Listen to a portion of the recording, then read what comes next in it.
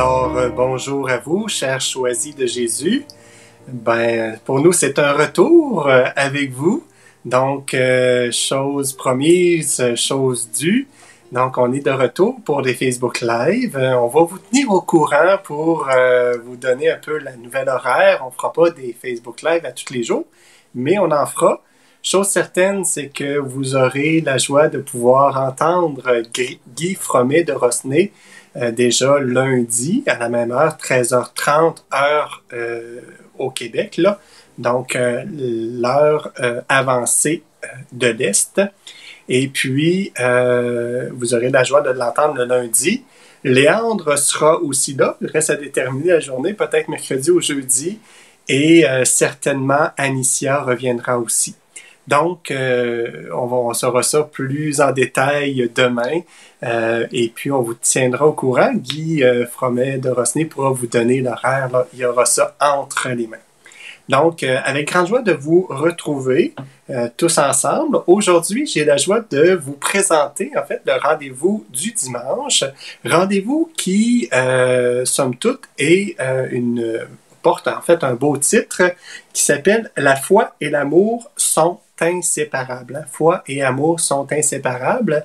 Et ce rendez-vous du dimanche-là, en fait, c'est la lecture du numéro 146 du volume 1 que Léandre fera et commentera aussi un peu durant la lecture. Donc, moi, je vous présente cela et on va se retrouver, je vais vous retrouver après donc la diffusion de ce rendez-vous-là pour faire aussi un peu là de prendre vos commentaires, faire un peu de suivi, donner aussi ce que moi j'ai médité sur ce message-là et vous livrer le fruit de ma méditation. Et puis, tout juste avant, j'aimerais tout simplement voir un petit peu là ceux et celles qui nous suivent présentement. Donc, je vais aller quand même un peu voir ça. Donc, je dis bonjour à Rama, je dis bonjour à Patricia, je dis bonjour aussi à Lisbidam et aussi à Nicolas Pourpos.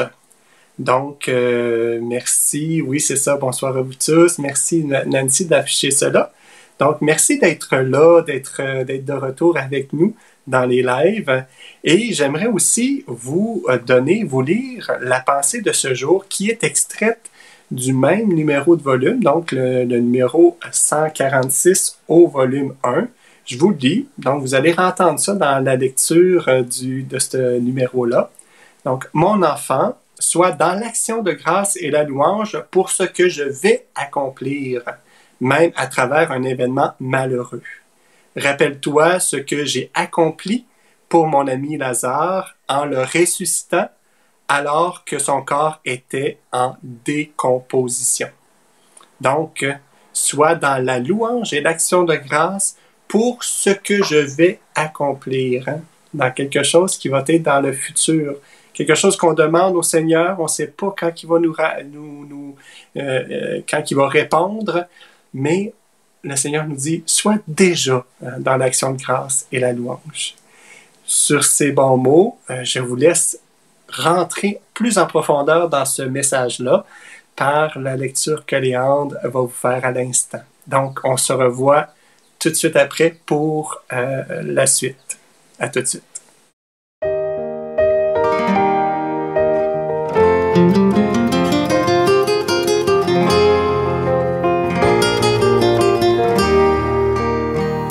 Bonjour à vous, chers choisis de Jésus. Vu l'importance du message que nous avons à partager ensemble, demandons à l'Esprit Saint, faisons cette petite prière à l'Esprit Saint. Ô Esprit Saint, âme de mon âme, je vous adore. Éclairez-moi, guidez-moi, fortifiez-moi, consolez-moi. Dites-moi ce que je dois faire. Donnez-moi vos ordres. Je vous promets de me soumettre à tout ce que vous désirez de moi et d'accepter tout ce que vous permettez qu'il m'arrive. Faites-moi seulement connaître votre volonté. Amen.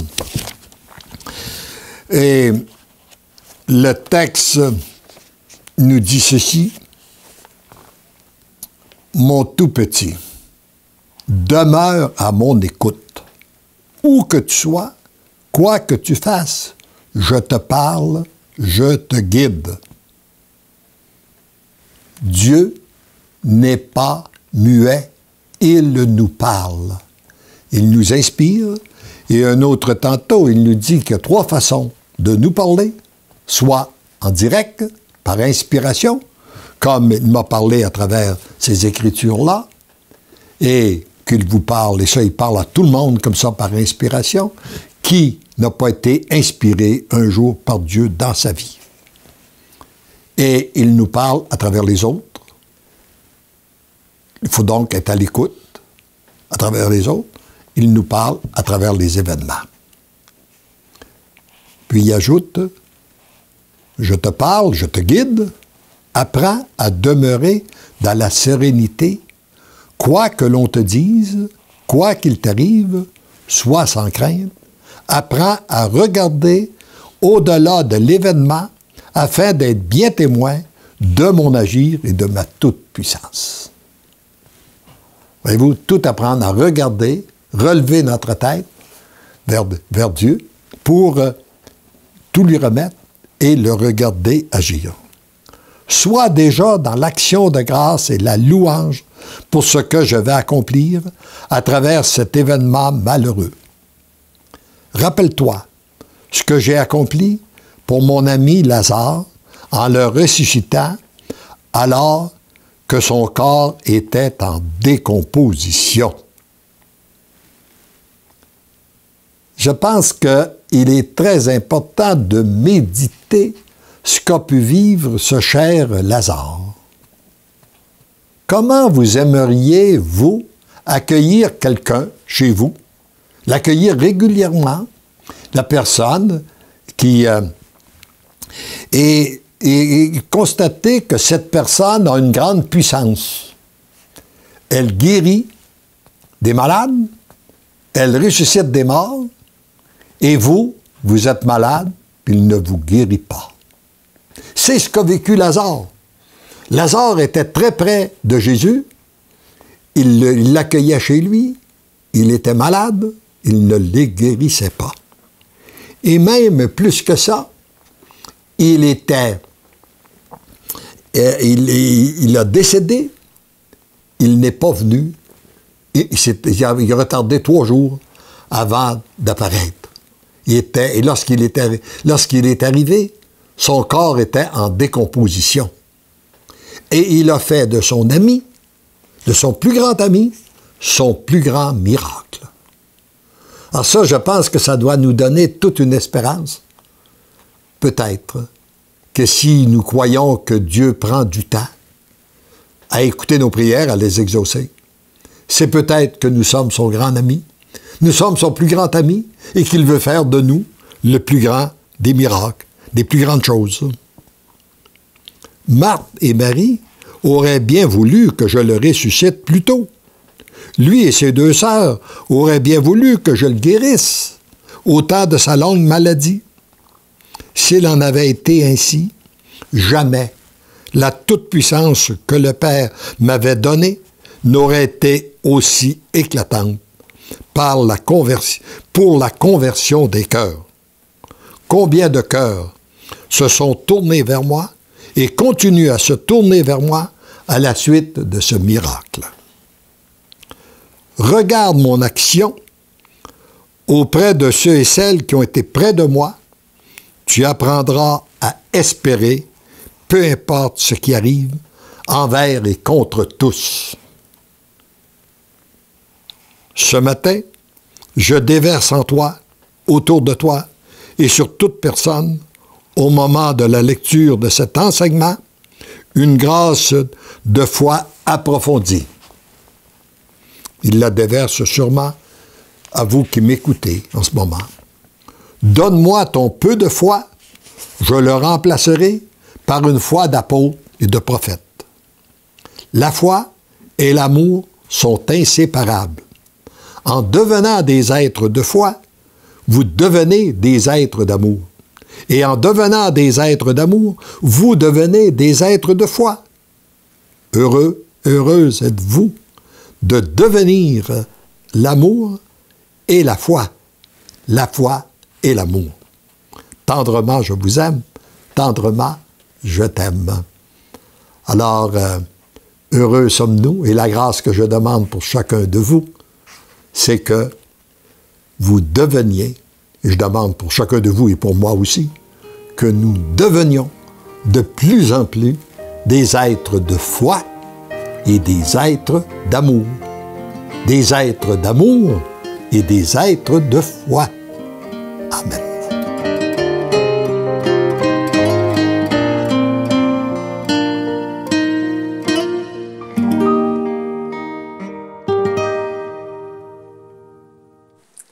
Alors, on a déjà terminé de la lecture du message fait par Léandre. Léandre qui nous lisait le message 146 du premier volume de Pour le bonheur des miens, mais choisis Jésus. Donc, prenez ça en note si vous voulez aller relire ce message-là.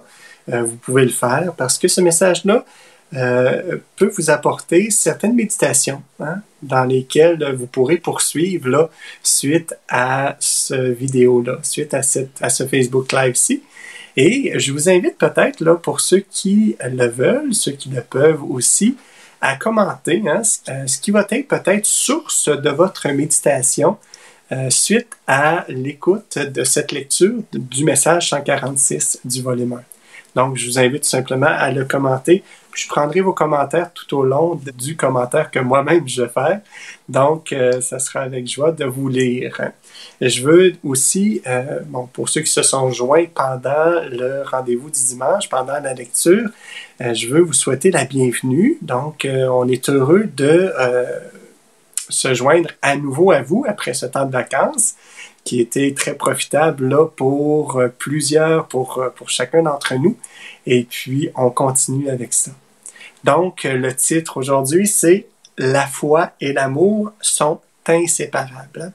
Déjà en entrée de jeu, le Seigneur qui parle à Léandre, on dit que c'est des messages intérieurs, mais ce qui est dit dans le message, on entend que Jésus nous redit « Je te parle et je te guide ». Déjà en entrée de jeu, Jésus nous dit ça. Je te parle et je te guide.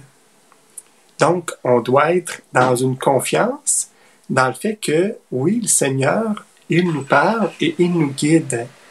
Léandre nous rappelle les trois façons dont il nous parle et à travers cela, il nous guide aussi.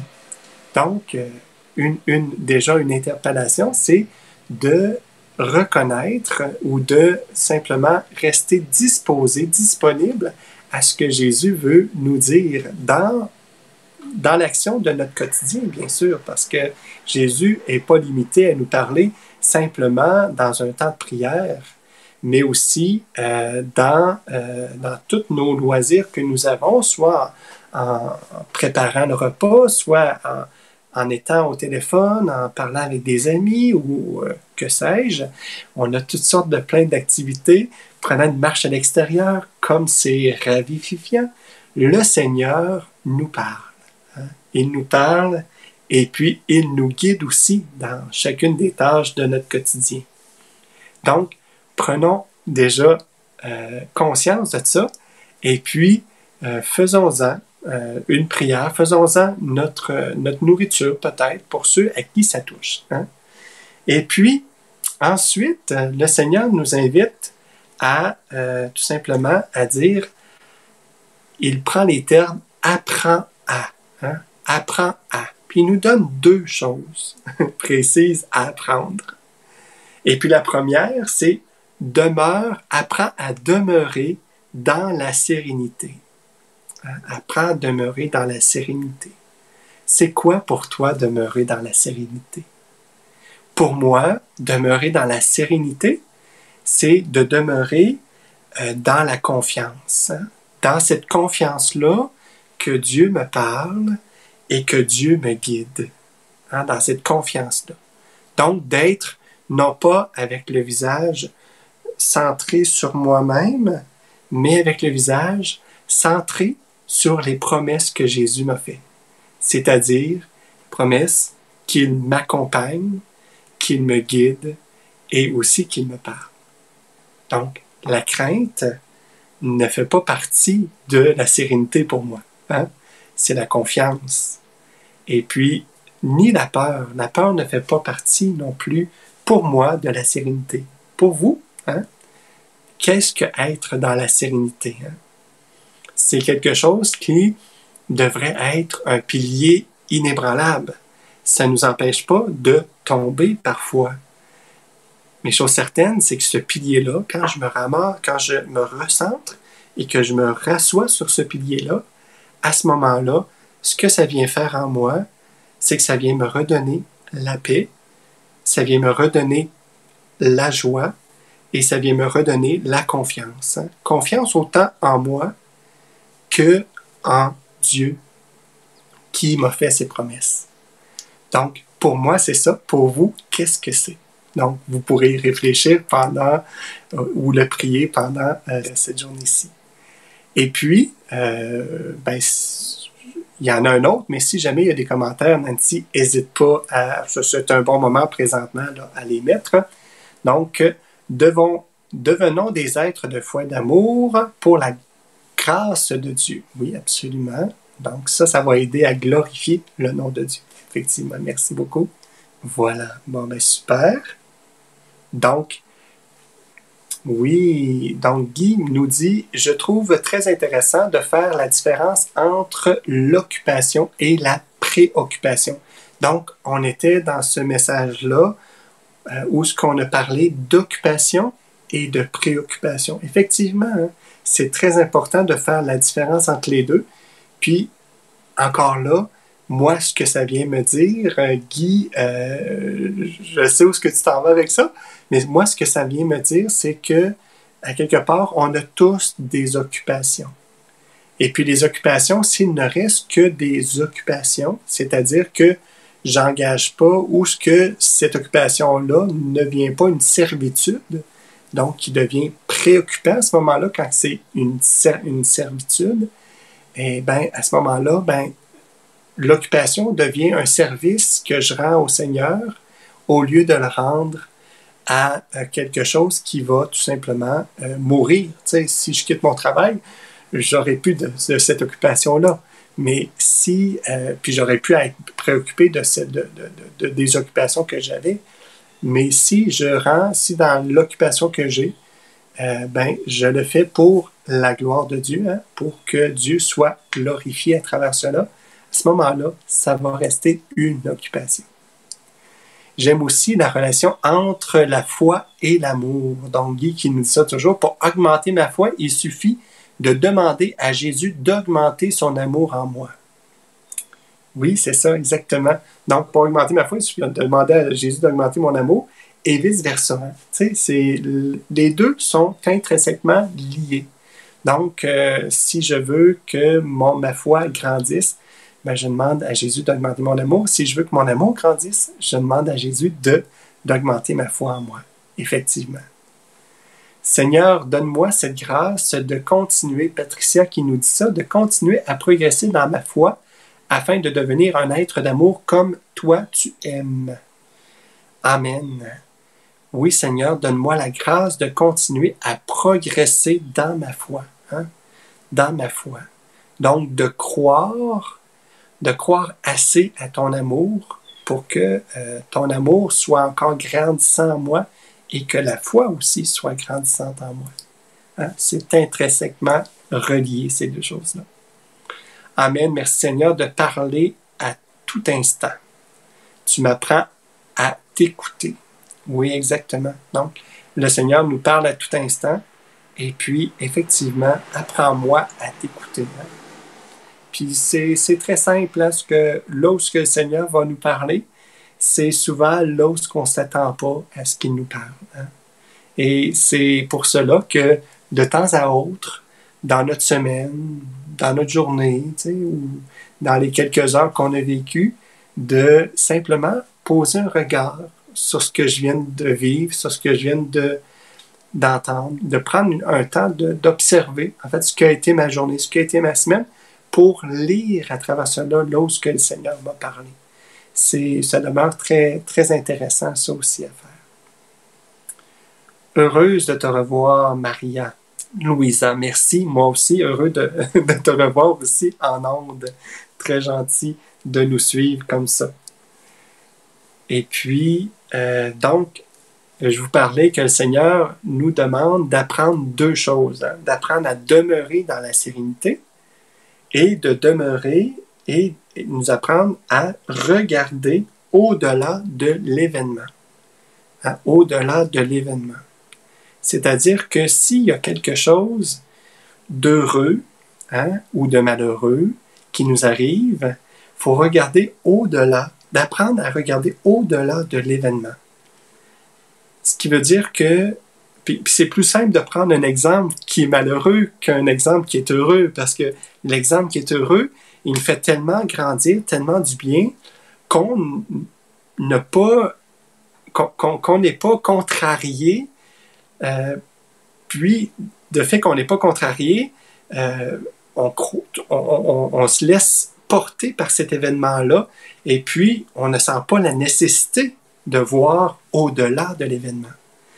Mais si on regarde au-delà d'un événement qui est heureux devant nous, ben, on risque d'y voir quelque chose comme une plénitude s'y dessiner.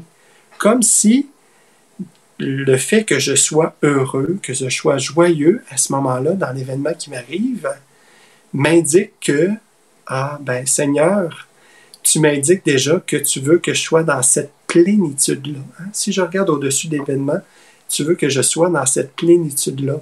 Tu me fais vivre de ces petits moments-là, de ces petites douceurs-là, pour m'habituer, hein, à vivre dans la joie, dans le bonheur, dans ce qui me rend heureux, ce qui me rend bien. Et aussi, comme la vie est faite de moments heureux et malheureux, lorsque j'arrive dans un moment malheureux de ma vie, ou ce que, pour des raisons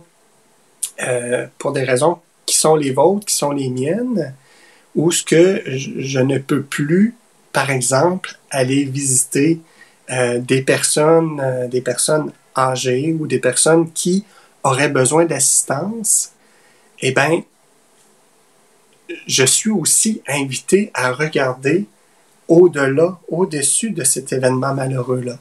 Un événement qui un peu semble vouloir me restreindre dans le fait, dans mes libertés, dans le fait de pouvoir donner un peu d'amour pour ceux et celles qui tiennent, que je tiens à cœur et que je ne peux pas le faire physiquement. Eh bien, le Seigneur me demande de regarder, d'apprendre à regarder au-delà de cet événement-là. Pourquoi? Tout simplement parce que l'événement en soi n'est rien. Hein? Il s'inscrit dans un petite tranche de vie, alors que si je regarde au-dessus, je vais pouvoir voir l'action que le Seigneur est en train de faire. Et aussi me remettre plus facilement disponible, disposé à accueillir les grâces qu'il veut me donner et à accueillir aussi ce qu'il veut me dire. Tu sais, quand on parlait tout à l'heure de « et je te parle et je te guide », à ce moment-là, je vais être en mesure d'entendre ce qu'il a à me dire et aussi d'être en mesure d'être guidé à travers cet événement-là qui, pour moi, me restreint, me blesse, m'angoisse peut-être. Je vais être en mesure de pouvoir m'élever au-dessus de ça et de recevoir la pluie de grâce que le Seigneur veut me donner à travers ça. Et d'autant plus, si c'est un apprentissage, à quelque part, je vais pouvoir poser des actions qui soient encore plus connectées à ce que moi, je veux donner, à ce que moi, je veux faire comme bienfait, et puis plus ajusté aussi avec le cœur, avec ce que le Seigneur veut aussi. Je trouve ça tellement beau, mais deux choses, hein? Apprendre à demeurer dans la sérénité. Qu'est-ce que la sérénité pour toi? Et apprendre à regarder au-delà de l'événement.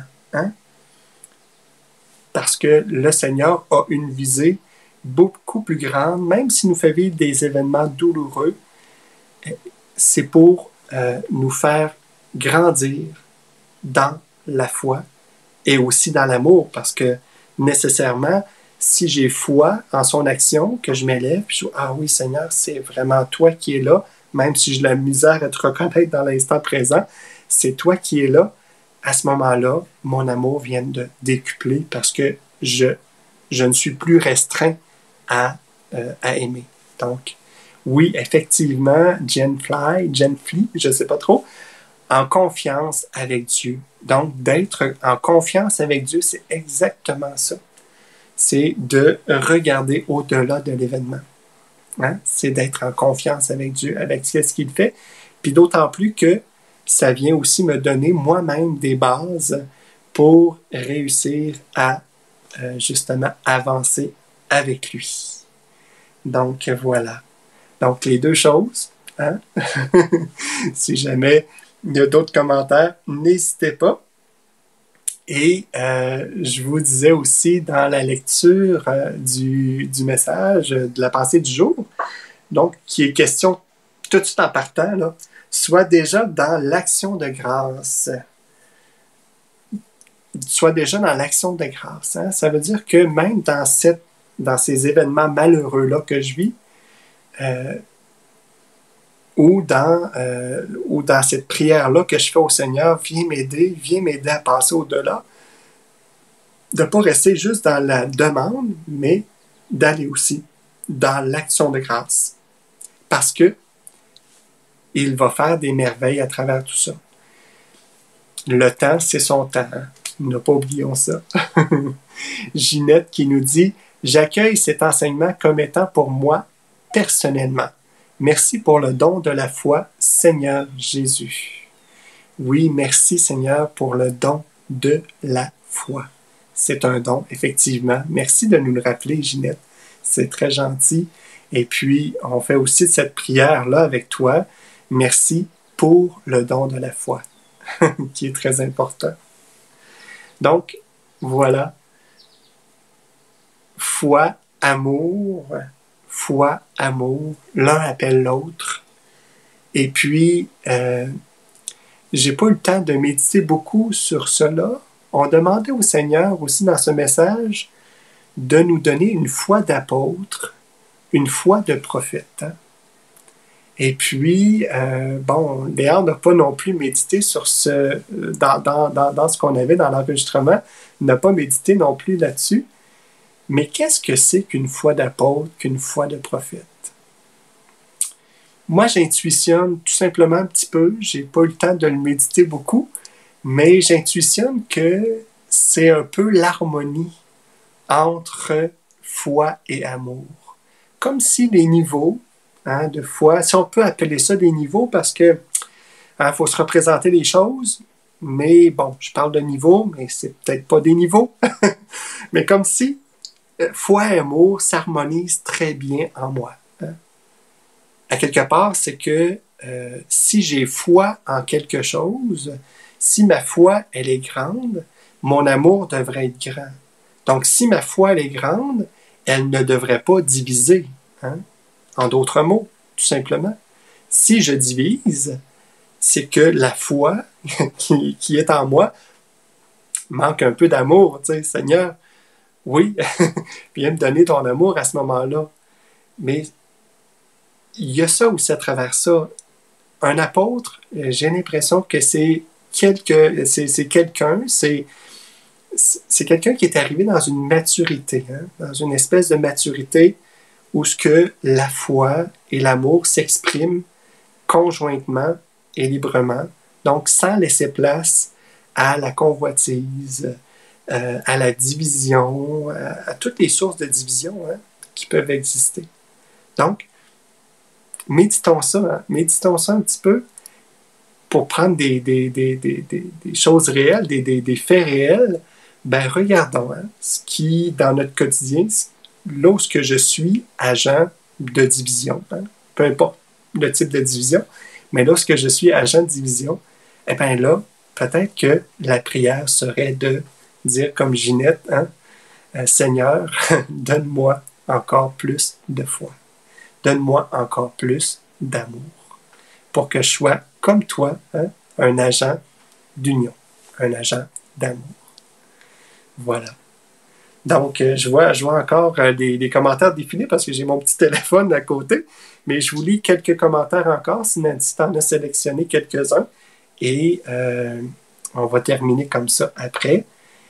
Donc, Martin qui nous dit, Françoise qui nous dit, et lorsque les événements viennent du Seigneur, on se sent tellement en paix et en joie, oui. Là, aujourd'hui, en disant « Merci Seigneur, je me sens au bord des larmes. » Wow! Donc, le Seigneur, juste en disant ça, « Merci Seigneur », le Seigneur vient déverser en toi un flot d'amour, un flot de grâce. C'est beau, hein? Ça prend pas grand-chose. Ginette qui nous dit « De l'apôtre Paul, que la foi est une ferme assurance des choses qu'on espère, une démonstration de celles qu'on ne voit pas. » Donc, c'est une citation de Paul qui nous dit ça. Donc, la foi, c'est une ferme assurance des choses qu'on espère et une démonstration de celles qu'on ne voit pas. Donc, une petite définition pour nous de la foi. Voilà. Jen Flea nous dit, c'est de suivre Dieu comme les apôtres l'ont fait. De suivre Dieu comme les apôtres l'ont fait. Souvent, les apôtres l'ont fait dans l'adversité, hein? Beaucoup, comme à contre-courant. Donc, mais sûr et certain, c'est qu'ils étaient basés sur leur pilier solide, c'est-à-dire qu'ils croyaient, ils avaient foi que Dieu les aimait, que Dieu les assistait, puis que Dieu avançait avec eux. Ouais. Merci, Jen. Guy qui nous dit « Merci Kevin pour ta réflexion, elle me parle beaucoup. Merci pour ton éclairage. » Donc, oui, merci Guy. Merci Guy de me dire ça. Et puis, on est invités tous, hein, je dirais, avec ce message-là. Moi, quand j'ai vu ce titre-là, ce message-là, il nous parle tellement dans le monde qu'on est aujourd'hui. Puis, je ne veux pas nommer non plus trop les choses, mais chose certaine, c'est que lorsqu'on se sent opprimé, hein, c'est bon d'entendre cela. Le Seigneur qui vient nous dire que foi et amour sont inséparables. Puis de relever, hein, notre tête au-delà de ces événements-là. Pourquoi? Pour tout simplement se recentrer, en fait, sur nous-mêmes et se recentrer aussi sur le Seigneur. Parce que lorsqu'on est en dessous de l'événement, en dessous de ce qui nous tracasse, eh bien, c'est comme si c'est difficile d'avoir l'antenne, hein? C'est l'antenne qui est reliée à ce que le Seigneur va nous entendre, à ce que le Seigneur va nous dire, parce qu'on est sur un nuage d'antenne de je ne sais pas trop quoi. On entend plein d'affaires nous arriver dans les oreilles, et puis on ne sait plus quoi croire, on ne sait plus quoi, on sait plus de quoi douter, puis voilà.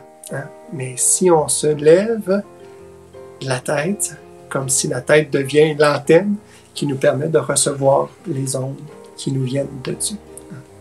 C'est ce qui est important pour moi, c'est le message que j'en retiens aujourd'hui, hein, comme quoi, Seigneur, donne-moi d'apprendre auprès de toi, à demeurer dans la sérénité, puis à regarder au-delà des événements, hein, avec bien sûr la foi, et avec bien sûr l'amour, la foi qui est un don, et l'amour qui est un fruit aussi de l'esprit.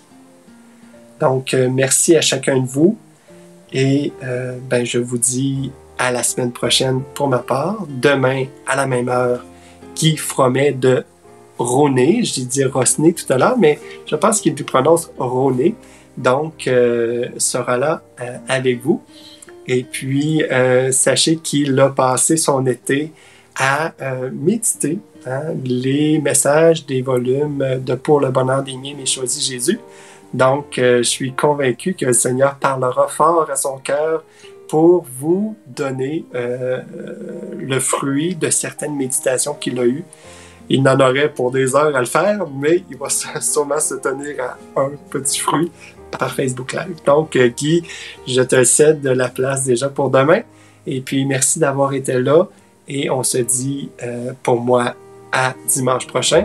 Et pour Guy, à demain, 13h30, heure du Québec. À bientôt.